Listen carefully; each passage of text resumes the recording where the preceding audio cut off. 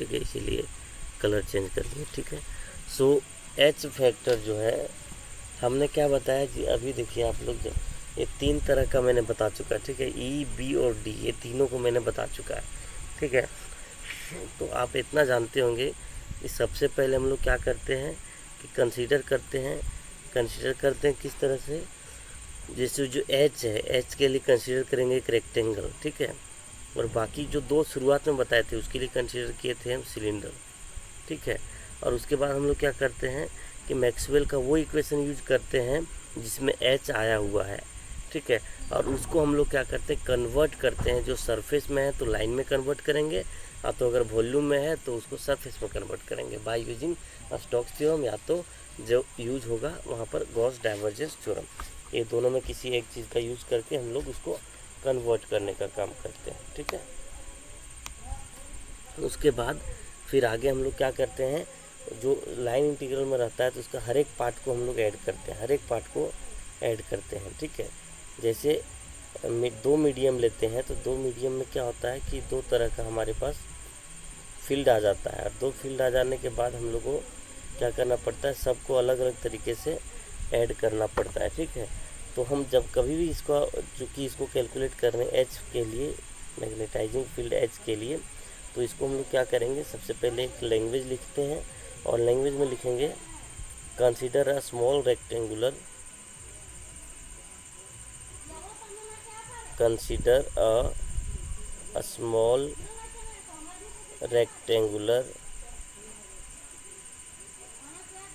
Small rectangular closed loop, closed loop. ठीक है, और उसका नाम हम लोग दे देते हैं ए बी सी डी ए। ठीक है, as shown in figure, as shown in figure. ठीक है, फिगर में जिस तरह दिखाया गया, जैसे कि यहाँ पर देखिए, अगर हम लोग ये इंटरफेस ले लेते हैं और इसमें हम लोग क्या करते हैं, एक रेक्टेंगुलर लूप को क्या करते हैं, ड्रॉ करते हैं। ठीक है, और इस तरह ड्रॉ करते हैं कि यहाँ से बीचों बीच से ऊपर जितना लेंथ है उतना ही ऊपर बीचों बीच से नीचे ही लेंथ होना चाहिए। ठीक है, मान लेते हैं यहाँ पर इसका जो है उसको मानते हैं हम लोग ए बी सी डी, इस तरह से मानते हैं ए बी सी डी। ठीक है, और इसका जो लेंथ है उसको मान लेते हैं हम लोग डेल्टा एल, और इसका जो ब्रेथ है उसको मान लेते हैं हम लोग डेल्टा एच। मानते कि नहीं मानते हैं?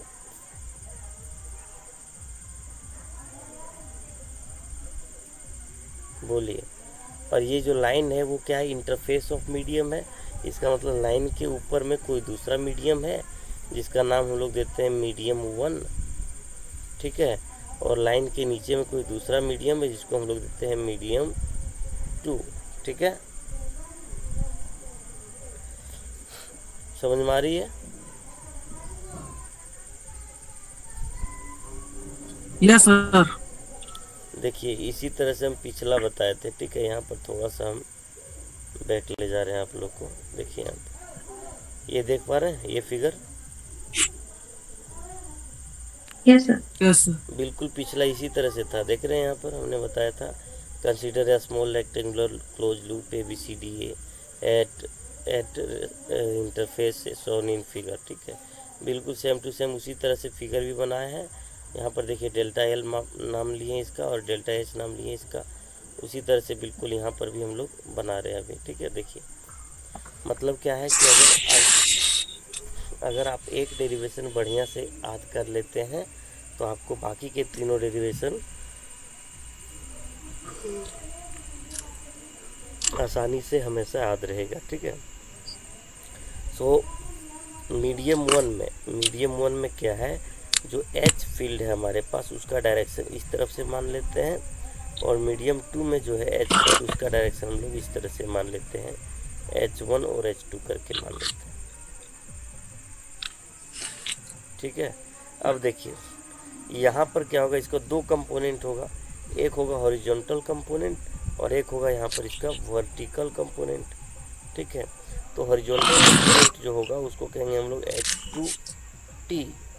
ठीक है, और जो वर्टिकल कंपोनेंट होगा, चूँकि नॉर्मल है, वर्टिकल मतलब क्या आता है, जस्ट 90 डिग्री नॉर्मल, तो उसको हम लोग कहेंगे H2n। बिल्कुल इसी तरह से लागू होगा H1 में भी। यहाँ पर होगा H1T और यहाँ पर जस्ट इसके ऊपर में होगा H1n। ठीक है, समझ में आई बात सबको? Yes Yes, sir. ओके, अब हम लोग क्या करते हैं, यूज करते हैं हम लोग कौन सा, यहाँ पर कुछ मानना पड़ता है सबसे पहले ना, तो मान लेते हैं हम लोग। जैसे यहाँ पर मानना पड़ेगा डेल्टा एल। तो डेल्टा एल क्या है, length of rectangular loop, length of rectangular loop. ठीक है, और डेल्टा एच क्या है, तो ब्रेथ है, breadth of rectangular loop, rectangular loop. ठीक है, फिर इसी तरह से H1 क्या है, H1 है हमारे पास मैग्नेटिक फील्ड इंटेंसिटी कहते हैं इसको, मैग्नेटिक फील्ड इंटेंसिटी कहते हैं, इंटेंसिटी ऑफ मीडियम 1। ठीक है, मीडियम 1। और H2 इसी तरह से क्या है, तो H2 है इसी तरह से magnetic field intensity of medium 2। ये क्या है, ये इंट्रोडक्शन है। ठीक है, इसको लिखना पड़ता है डेरिवेशन में। अगर आप इसको नहीं लिखिएगा तो ये फिर क्या होगा ना, कि बाद में एग्जामिनर को समझ में नहीं आएगा कि H1 H2 ये सब क्या है, डेल्टा एच क्या है, डेल्टा एल क्या है। तो इस तरह से आपका मार्क्स भी क्या हो सकता है, कट सकता है। ठीक है, सो अब हम लोग इतना लिखने के बाद क्या करते हैं, यूजिंग मैक्सवेल इक्वेशन। ठीक है, तो मैक्सवेल का इक्वेशन यूज करते हैं, वैसा इक्वेशन जिसमें क्या हो, एच वेक्टर का यूज किया गया हो, एच वेक्टर को डिफाइन किया गया हो। ठीक है, so by using Maxwell equation,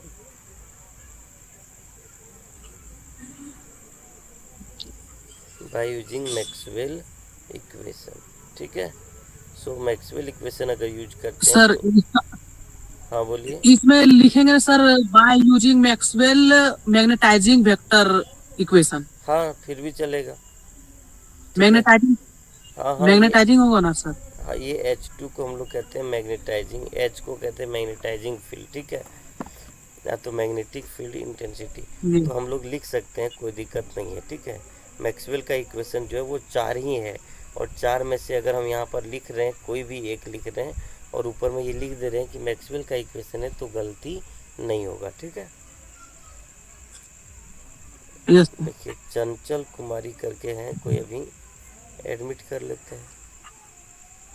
ठीक है, तो कर्ल एच जो हो जाएगा वो कितना हो जाएगा, मैक्सवेल का इक्वेशन से आ जाएगा यहाँ J plus del by del T of D, जो कि हम लोग पहले से जानते हैं। ठीक है, अब बताइए इन दोनों को हम लोग क्या करते हैं, इंटीग्रेट करते हैं। यहाँ से आगे का स्टेप सबको पता है क्योंकि 3 डेरिवेशन हो चुका है इस स्टेप का। तो हम लोग यहाँ से आगे क्या करते हैं, इंटीग्रेट करते हैं by with respect to surface. Divergence.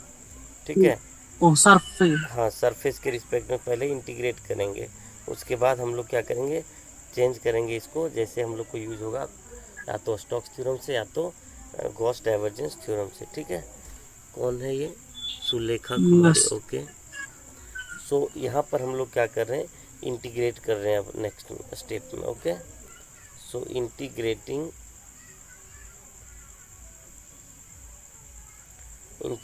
Both side over the surface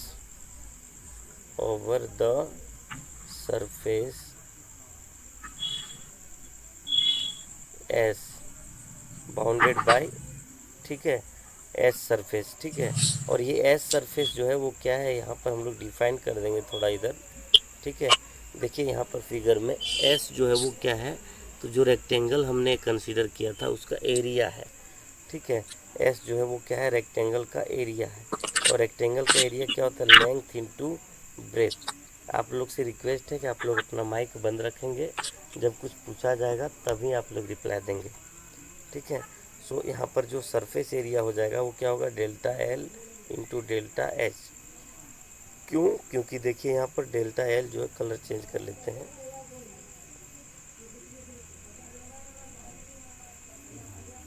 colour हम लोग चेंज कर लेते हैं। यहाँ पर देखिए जो डेल्टा एल है और डेल्टा एच है, ये दोनों को देख पा रहे हैं। डेल्टा एल जो है वो लेंथ है और डेल्टा एच जो वो ब्रेथ है, तो लेंथ इंटू ब्रेथ से एरिया आ गया, ठीक है। और इसी इंटीग्रेट जो कर रहे हैं वो किसके रिस्पेक्ट में कर रहे हैं, एस के रिस्पेक्ट में, ठीक है। सो इसको हम लोग जो है सो यहाँ पर पेज को बड़ा कर ले रहे हैं। ओके, सो यहाँ पर क्या हो रहा है, कर्ल ऑफ एच जो है इसको इंटीग्रेट करेंगे हम लोग सरफेस के रिस्पेक्ट में, तो यहाँ पर हो जाएगा curl of H into D S, ठीक है। डी एस क्यों ले रहे हैं, क्योंकि स्मॉल वैल्यू को सबसे पहले हम लोग इंटीग्रेट ले रहे हैं यहाँ पर। इसके बाद जब इंटीग्रेट कर देंगे तो ये पूरे के पूरे सरफेस के लिए इंटीग्रेशन हो जाएगा, ठीक है। इज इक्वल टू, चूँकि दोनों साइड इंटीग्रेट करना है ना, तो दोनों साइड इंटीग्रेशन का साइन लगाएंगे, तो यहाँ पर भी हो जाएगा J plus del by del T of vector D dot D S, ठीक है। दोनों तरफ कर रहे हैं, और दोनों तरफ अभी यहाँ पर क्या है, यहाँ पर है अभी दोनों तरफ सरफेस इंटीग्रेशन, ठीक है। अब नेक्स्ट में क्या करेंगे हम लोग, यहाँ पर हमने बताया था कि चूँकि यहाँ पर क्या है, वॉल्यूम नहीं आ सकता। क्यों नहीं आ सकता वॉल्यूम, क्योंकि हमने जो लूप कंसीडर किया है वो एक रेक्टेंगुलर लूप है। तो जब हमने रेक्टेंगुलर लूप को कंसीडर किया है, तो रेक्टेंगल में कभी वॉल्यूम हम लोग कंसीडर करते हैं क्या, कभी भी बताइए, रेक्टेंगल में वॉल्यूम निकलता है क्या? No, sir. नहीं नहीं सर। निकलता है, क्योंकि रेक्टेंगल जो है वो 2 डायमेंशन है। रेक्टेंगल 2 डायमेंशन फिगर, इसमें वॉल्यूम नहीं निकलता है। और हमारे पास यहाँ पर सरफेस है, और हमने बताया था कि सरफेस से या तो वॉल्यूम में कन्वर्ट करेंगे या तो सरफेस से कन्वर्ट करेंगे हम लोग लाइन इंटीग्रल में। तो चूँकि वॉल्यूम यहाँ नहीं निकल सकता, तो अब किस में कन्वर्ट करना पड़ेगा, लाइन में। लाइन में। और हमने बताया था कि जब सरफेस से लाइन इंटीग्रल में कन्वर्ट करना हो तो कौन सा थ्योरम का यूज करते हैं, Stokes theorem. Dot so applying Stokes theorem, ये स्टोक्स थ्योरम और गॉस डाइवर्जेंस थ्योरम, ये दोनों बहुत ही इम्पोर्टेंट है, ठीक है। अप्लाइंग स्टोक्स थ्योरम, ठीक है। हमने बताया था कि अगर हमारे पास क्या है, ए डॉट डी एल है अगर, ठीक है, इंटीग्रेशन लाइन इंटीग्रल में, और अगर हम लोग इसको क्या करेंगे, जैसे ही कर्ल ले लेंगे इसका, जैसे ही क्या करेंगे, जो वेक्टर फील्ड है उसका कर्ल ले लेंगे, तो ये कन्वर्ट हो जाएगा सरफेस इंटीग्रेशन में, ठीक है। नहीं चाहिए लाइट नहीं चाहिए, बहुत ज़्यादा वो मच्छर आता है यहाँ, ठीक है। सो यहाँ पर हमने क्या कहा कि अगर क्या है, यहाँ पर लाइन इंटीग्रल में है, तो सरफेस इंटीग्रल में कन्वर्ट करने के लिए क्या चाहिए, हमको कर्ल लगा देना पड़ता है, ठीक है। चाहे जो भी वेक्टर फील्ड हो, यहाँ पर हमने कंसीडर किया वेक्टर फील्ड ए, लेकिन यहाँ पर हमको नज़र आ रहा है वेक्टर फील्ड एच है। तो देखिए ये राइट, इधर जो लेफ्ट साइड में जो हम क्रॉस कर रहे हैं, यहाँ पर जो भी हम इसको क्लोज कर रहे हैं, वो चीज़ हमको दिया हुआ है, ठीक है। तो उसके बदले हम लोग क्या करेंगे, यहाँ पर लिख देंगे ये वाला, जो इधर यहाँ पर ये वाला लिख देंगे, जो कि है यहाँ पर लाइन इंटीग्रेशन ऑफ ए के जगह पर लिखेंगे हम लोग एच डॉट डी एल, ठीक है, इज इक्वल टू इंटीग्रेशन, जो कि यहाँ सरफेस है ऊपर में वही लिख दे रहे हैं, ठीक है, जो कि हो जाएगा J plus del by del T of D into D S, ठीक है। अब देखिए एक हो गया लाइन इंटीग्रल में, एक हो गया सरफेस इंटीग्रल में। अब यहाँ से जो हम 6 वैल्यू पुट करेंगे, आप लोग सबको समझना है, ध्यान से समझना है, ठीक है। तो अब हम जाते हैं फिगर की तरफ और यहाँ पर कुछ चीज़ों को ऐड करते हैं, ठीक है। देखिए ए से लेकर के बी तक एक ही मीडियम में है, लेकिन बी से लेकर के सी तक जो है ये 2 अलग अलग मीडियम में है। तो बीच में जो हमारे पास यहाँ पर मीडियम का इंटरफेस है, यहाँ पर हम कुछ नाम दे देते हैं इसका, ठीक है। सो इसका नाम ए बी सी डी है ही, तो यहाँ पर नाम देते हैं ई और यहाँ पर नाम देते हैं इसका हम एफ, ठीक है। सो क्या होगा, बी से लेकर के एफ तक का जो लेंथ है वो कितना हो जाएगा बच्चों, आप लोग बताइए, बी से लेकर के सी तक ये पूरा है यहाँ पर मेरा डेल्टा एच, और बी से लेकर के एफ तक कितना हो जाएगा, Delta H by 2. Delta H by two, और फिर नीचे में भी हो जाएगा डेल्टा एच बाई टू, ठीक है। फिर इस साइड में भी हो जाएगा यहाँ पर डेल्टा एच बाई टू, और इस साइड में भी हो जाएगा यहाँ पर डेल्टा एच बाई टू, जिसको हम यूज करेंगे, ठीक है। सो अब देखिए हमारे पास क्या आया यहाँ पर, एच आ गया, एच जो मैग्नेटाइजिंग फील्ड है या तो मैग्नेटिक फील्ड इंटेंसिटी है, इंटू डी एल आ गया, ठीक है। तो अब हम लोग क्या करेंगे, लाइन बाय लाइन लेंगे, ठीक है।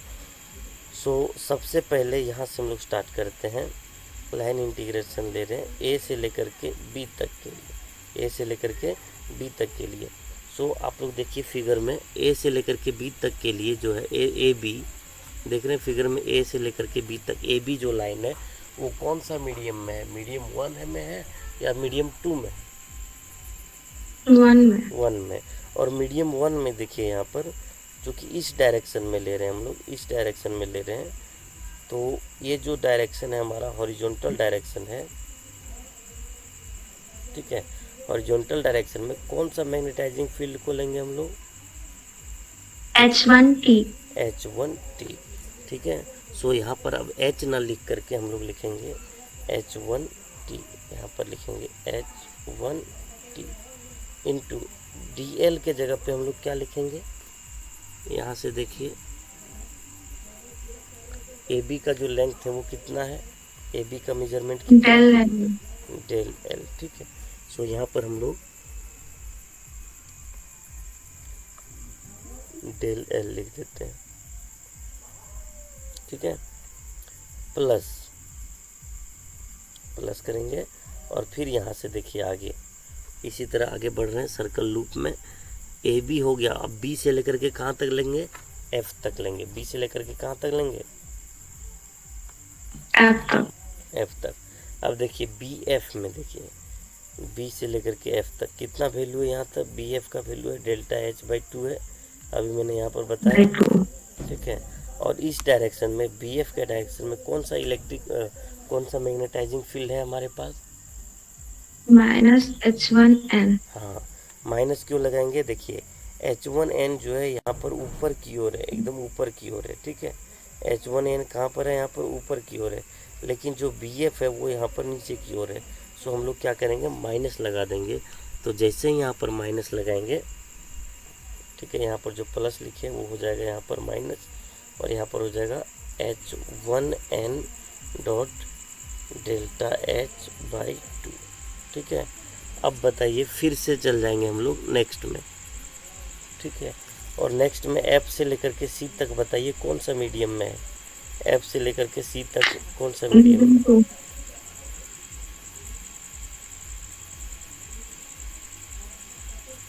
एफ से लेकर के सी तक यहाँ पर है, और ये है मीडियम 2 में। और मीडियम 2 में जो है इस डायरेक्शन में कौन सा फील्ड लगेगा, Minus H2N. Minus H2N। ये सबको समझ में आ रहा है क्या जो फील्ड ले रहे हैं हम लोग, तो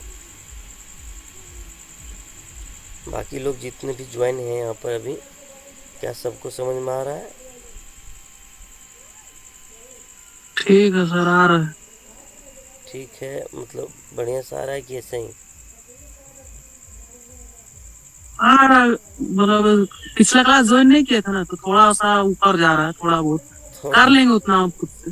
थोड़ा बहुत ऊपर जा रहा है। यहाँ पर देखिए, यहाँ पर देखिए जो एफ से लेकर के सी है, हम एफ से लेकर के सी है, उसमें लेंथ का डायरेक्शन इस तरफ है, ठीक है, लेंथ का डायरेक्शन इस तरफ है।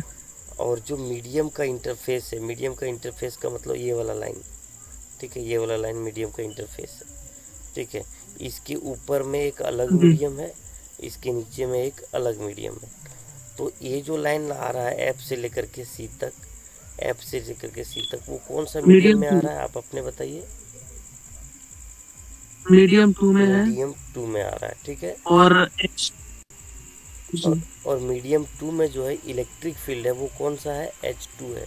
मीडियम 2 में, सॉरी, इलेक्ट्रिक H2 है, ठीक है। H2T अगर लेंगे, सुनिए ध्यान से, अगर H2T लेंगे तो हमको इस डायरेक्शन में लेना पड़ जाएगा, एकदम सीधा हॉरिजॉन्टल डायरेक्शन में। लेकिन बताइए जो FC है यहाँ पर, वो FC क्या हॉरिजॉन्टल डायरेक्शन में है,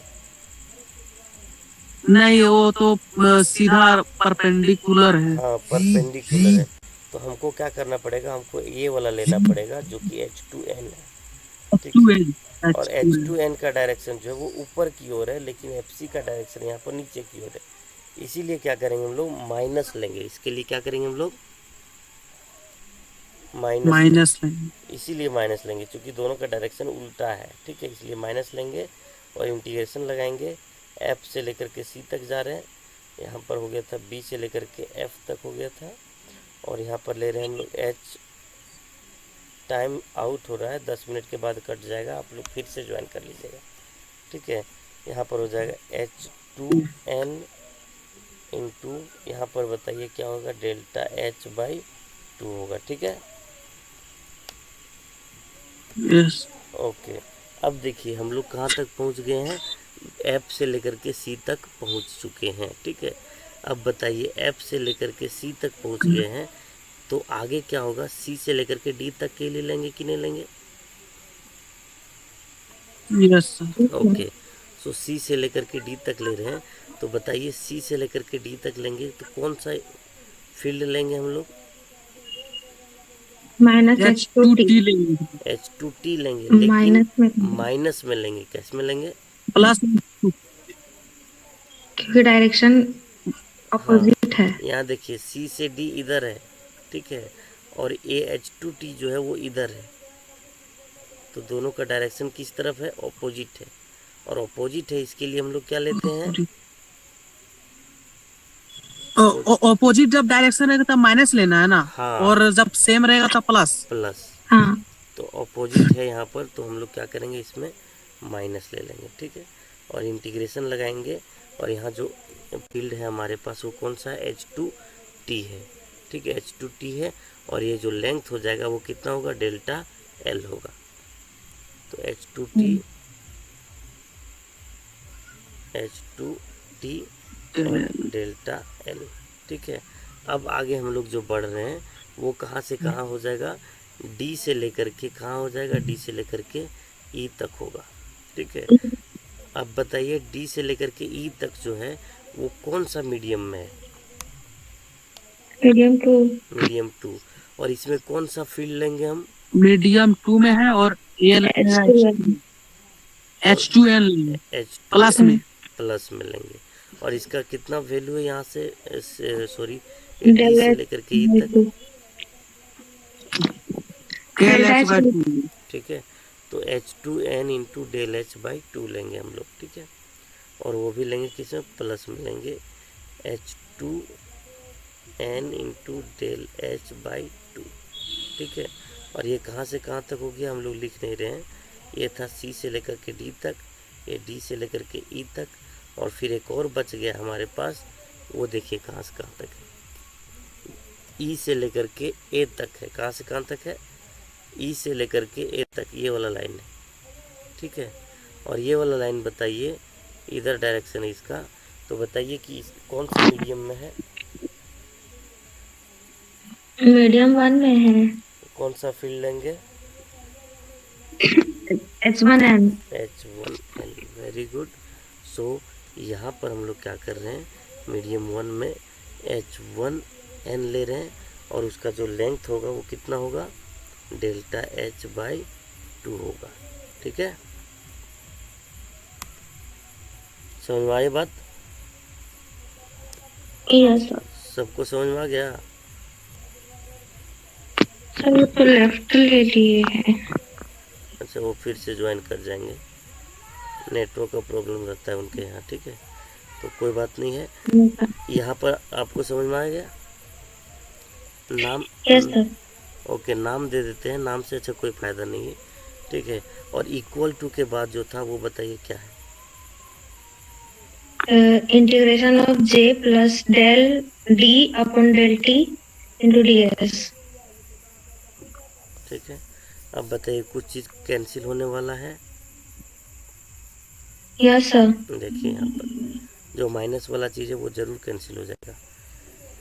यहाँ पर देखिए H1N into del H/2, H1N into del H/2, ये दोनों आपस में कैंसिल आउट हो जाएगा,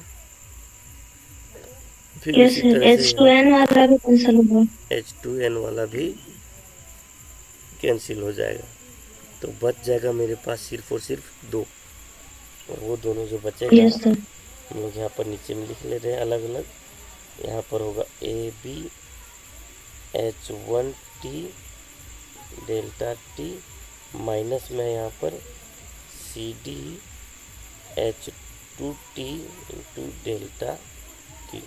ठीक है, बाकी जो है कट जाएगा, इक्वल टू आएगा यहाँ पर हमारे पास जे, इसको भी सेपरेट कर दे रहे हैं अलग अलग। ठीक है, J dot yes D sir. S plus यहाँ पर कर लेंगे हम लोग, फिर से क्या है यहाँ पर del upon del T del into D upon del T of D dot D D S. D S. ठीक है, यहाँ तक तो कोई प्रॉब्लम नहीं होना चाहिए आपको। No sir. ओके, बिल्कुल उसी तरह से है जिस तरह से देखिए आ गया ना मैंने इसको यहाँ पर। कॉमन। ओके, सो अब हम लोग क्या करें, यहाँ पर ज्वाइन लिए, पहले देख लीजिए ज्वाइनिंग में है। अच्छा ठीक है, सो नाउ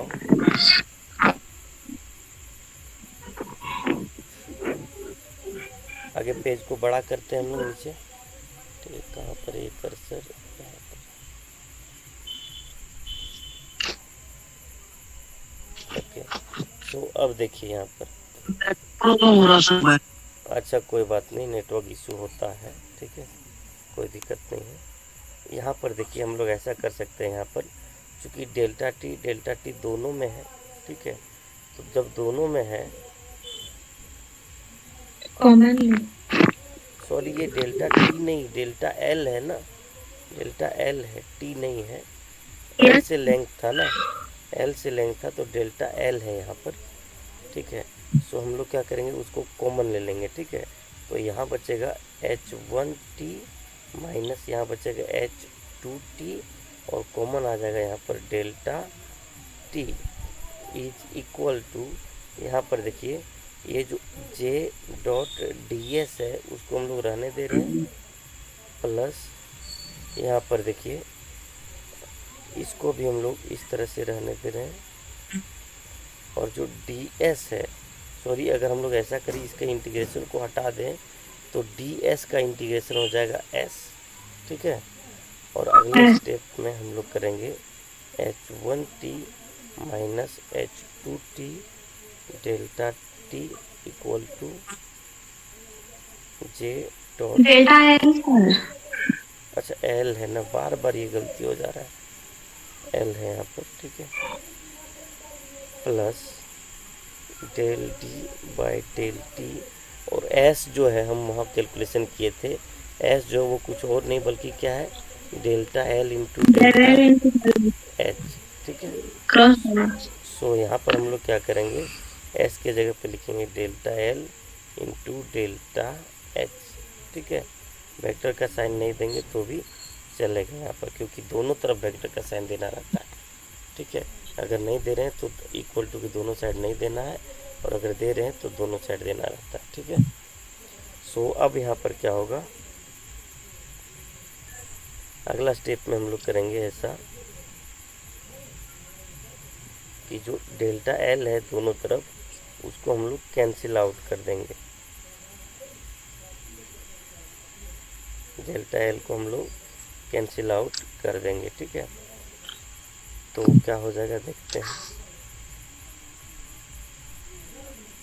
या तो इसको यहीं पर रख देते हैं और नीचे क्या करते हैं, एज्यूम दैट हम लोग करते हैं, जो कि नियम है, एज्यूम दैट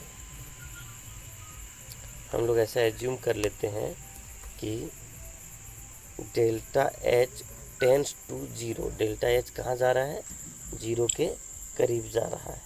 ठीक है, सो ये वाला पार्ट जो हमारा, ये वाला पार्ट कौन सा, डेल बाय, ये वाला पार्ट जो है हमारा, ये जीरो हो जाएगा क्या, ये इक्वल। Yes sir. ओके। अब ये जैसे ही 0 हो जाएगा तो हम लोग इक्वेशन को फिर से लिखेंगे, और इक्वेशन को फिर से लिखेंगे तो यहाँ हो जाएगा h1t minus h2t into delta L equal to integration. अगर हम लोग ऐसा करें यहाँ पर, अच्छा एक चीज़ और है यहाँ पर, जैसे ही हम लोग क्या किए डेल्टा एच को क्या किए 0 कर दिए। फिगर में जाते हैं, या तो फिगर यहीं पे साइड में बना लेते हैं, ठीक है। जैसे हम लोगों ने क्या किया, डेल्टा एच को हमने क्या किया 0 किया, इसका मतलब कि ये इसको ऊपर से भी दबाए और इसको नीचे से भी दबाए, और जब इनको ऊपर और नीचे दोनों, can you see my screen? Okay. So अब क्या है यहाँ पर कि जी हमने क्या किया कि अगर डेल्टा एच को 0 कर दिए, इसका मतलब ये वाला लेंथ क्या हुआ 0 हो जा रहा है। अब जब ये वाला लेंथ 0 हो जा रहा है, ब्रेथ ही इसका 0 हो जा रहा है, इसका मतलब इसको ऊपर से भी दबा रहे हैं और इसको नीचे से भी दबा रहे हैं, और जब ऊपर और नीचे दोनों से दबा रहे हैं तो ये जो रेक्टेंगल है वो रेक्टेंगल ना बन के एक लाइन बन जाएगा। क्या बन जाएगा? एक लाइन बन जाएगा, ठीक है। जैसे अगर इस तरह का कोई भी चीज़ है और इसको हम ऊपर से इतना दबाते जा रहे हैं तो एक समय ऐसा आएगा जब ये क्या बन जाएगा, एक लाइन बन जाएगा। तो जो यहाँ पर चार्ज, यहाँ पर जो ये है जे है, और जे को हम लोग क्या कहते हैं, जे को हम लोग वॉल्यूम करेंट डेंसिटी कहते हैं। क्या कहते हैं? Volume current density.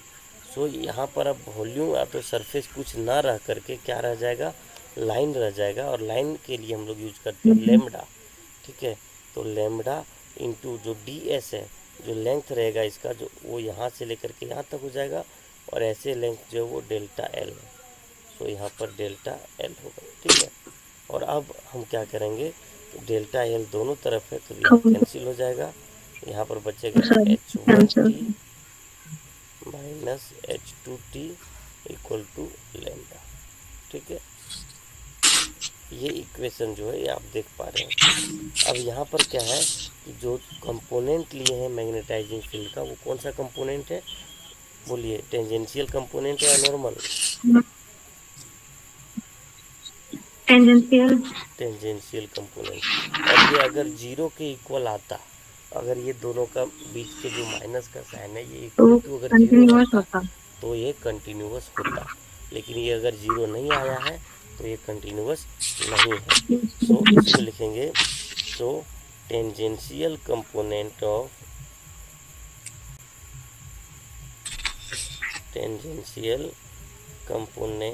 Of magnetic field intensity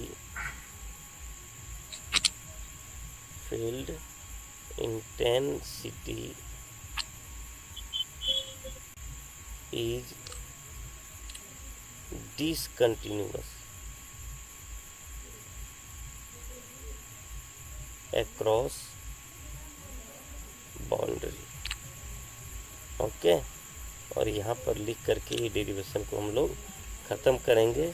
इसका मतलब है कि बाउंड्री कंडीशन जो है वो हमारा इलेक्ट्रोमैग्नेटिक फील्ड वेक्टर का यहाँ पर ख़त्म हो जाता है। हमने 4 बाउंड्री कंडीशन बताया है, एक बताए थे कल इसी टाइम, 2 बताया आज सुबह में, और एक अभी बता दिए, ठीक है। तो 4 बाउंड्री कंडीशन आपको हमने बताया है। सो अब आप बताइए कि क्या कोई दिक्कत हो रही है क्या? No sir.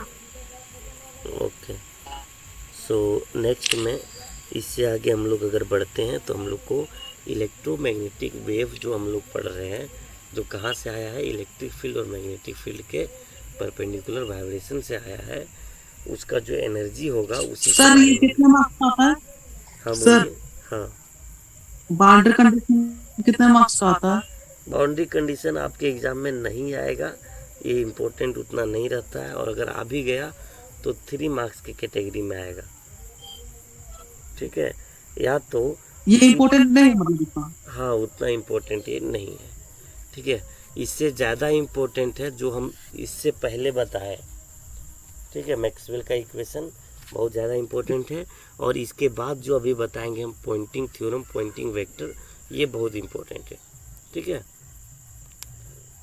लेकिन क्या है ना कि सिलेबस तो सिलेबस होता है, अगर कंप्लीट नहीं करेंगे तो मैं बता दे रहा हूँ, ये मेरा पहला ऑनलाइन क्लास है, ये इमेज ख़राब हो जाने के बाद हो जाएगा, है ना।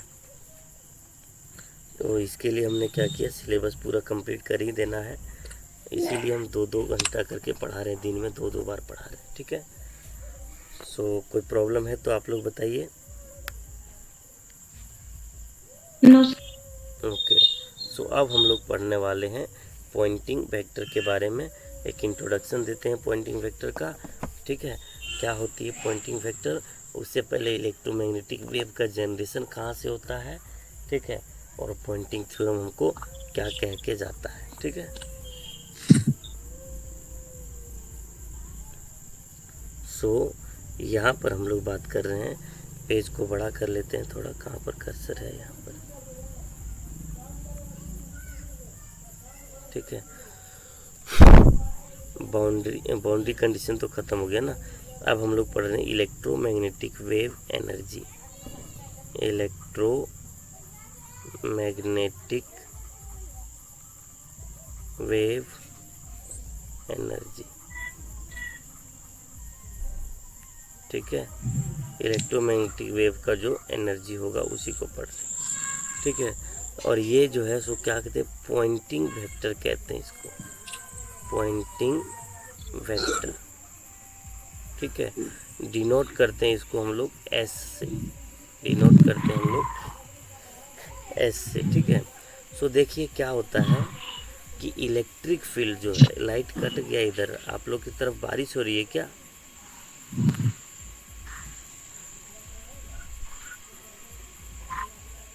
इलेक्ट्रिक फील्ड और मैग्नेटिक फील्ड, ठीक है।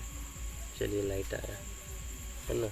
सो क्या बोल रहे हैं हम, इलेक्ट्रिक फील्ड और मैग्नेटिक फील्ड। आवाज़ आ रही है? आप लोग लाइन पर हैं अभी? अच्छा, एक ही लोग हैं, नेटवर्क इशू होगा, वो नेटवर्क इशू होगा, हम समझ रहे हैं, ठीक है। तो क्या होता है, जैसे हम एक यहाँ पर क्या कर रहे हैं, कंसीडर कर रहे हैं एक एक्सिस को, ठीक है। सो अगर हमने क्या किया, एक्सिस को कंसीडर किए हैं, तो ये है यहाँ पर एक्स एक्सिस, और ये है यहाँ पर वाई एक्सिस, और ये है यहाँ पर जेड एक्सिस, ये ओरिजिन है। सो अगर हम लोग कहें कि इलेक्ट्रिक फील्ड का जो डायरेक्शन है वो अगर इस तरह का डायरेक्शन इलेक्ट्रिक फील्ड बना रहा है, ठीक है, इस तरफ इलेक्ट्रिक फील्ड जो है वो डायरेक्शन किस तरफ वाइब्रेट कर रहा है, इस तरफ से अगर वाइब्रेट कर रहा है,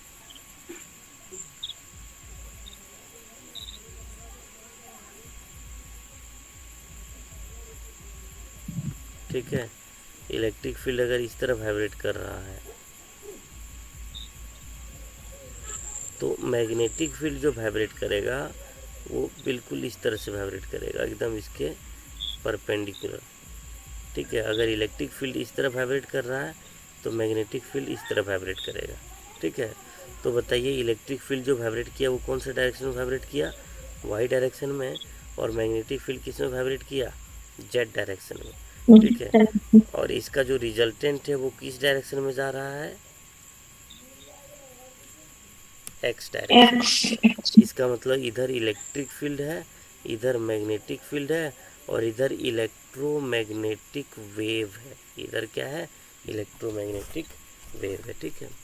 सो यहाँ पर हमने बताया उसी तरह से यहाँ पर जो वाइब्रेशन होगा वो अगर इस तरफ से हो रहा है तो इसका वाइब्रेशन होगा इस डायरेक्शन में,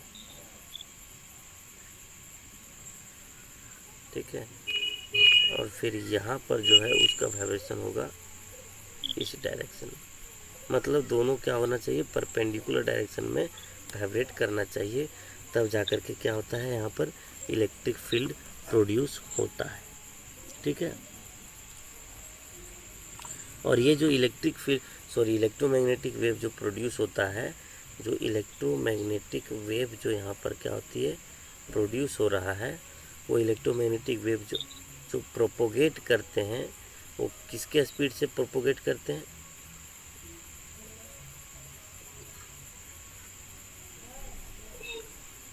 propagate with the speed of light, ठीक है। और लाइट का स्पीड कितना होता है, 3 × 10⁸ मीटर पर सेकेंड, ओके। ज्वाइन कर गए क्या, ओके, ज्वाइन कर गए हैं, चलिए अच्छी बात है। सो यहाँ पर हमने क्या बताया, पॉइंटिंग वेक्टर जो है वो एक्चुअल में कुछ और नहीं बल्कि क्या है, एनर्जी ऑफ इलेक्ट्रोमैग्नेटिक वेव है जो डिसाइड करता है, ऐसा वेक्टर फील्ड जो डिसाइड करता है इलेक्ट्रोमैग्नेटिक वेव का एनर्जी कितना होना चाहिए, वो कुछ और नहीं बल्कि पॉइंटिंग वेक्टर है। ठीक है, सो हम लोग पॉइंटिंग वेक्टर क्या होता है इसके बारे में भी जानेंगे। ठीक है, सो पॉइंटिंग वेक्टर को डैश देखते हैं हम लोग, पॉइंटिंग वेक्टर डैश दे करके इसका डेफिनेशन लिखते हैं। ठीक है, पॉइंटिंग वेक्टर अभी तक जितना भी मैंने बताया, ठीक है, उसमें से दो चीज़ इम्पोर्टेंट था, बाउंड्री कंडीशन को छोड़ करके जो मैंने बताया है अभी तक आपके क्लास में, वो सब मैंने अपना यूट्यूब चैनल में डाल चुका था पहले से। ठीक है, इसके लिए हमको कोई प्रॉब्लम नहीं हो रही। ये भी जो अभी पढ़ा रहे हैं ना, ये भी हम अपना चैनल में डाल चुके हैं। ठीक है, और ये अभी नहीं, 2017 वाले बैच में ही डाल चुके थे लॉकडाउन के टाइम में। ठीक है, so Poynting vector is defined as the